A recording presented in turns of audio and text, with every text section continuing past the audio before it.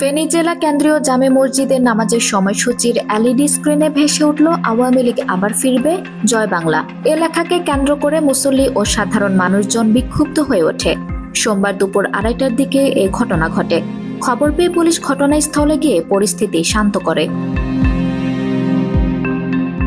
প্রত্যক্ষদর্শীরা জানায়, সোমবার দুপুর 2টা থেকে 3টা পর্যন্ত ফেনী জেলা কেন্দ্রীয় বড় মসজিদের নামাজের সময়সূচির ডিজিটাল বিলবোর্ডের স্ক্রলিংয়ে আওয়ামী লীগ আবার ফিরবে, জয় বাংলা এমন একটি লেখা দেখা যায়।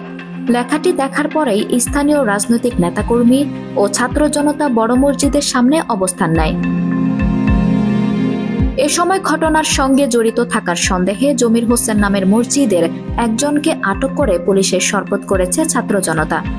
পরে ঘটনাস্থলে আসেন জেলা বিএনপির আহ্বায়ক শেখ ফরিদ বাহার, যুগ্ম আহ্বায়ক অধ্যাপক এম এ খালেক, জেলা ছাত্রদলের যুগ্ম সম্পাদক শওকত আলী জুয়েল পাটোয়ারি সহ বিএনপি ও বৈষম্য বিরোধী ছাত্র আন্দোলনের প্রতিনিধিরা।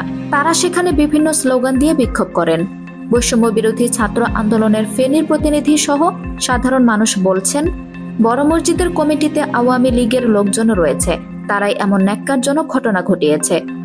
ফেনী সদর মডেল থানার ওসি মর্মসিংহ ত্রিপুরা একজন আটকের সত্যতা নিশ্চিত করেন। আঞ্জুম হক আরবি, আমার সংবাদ।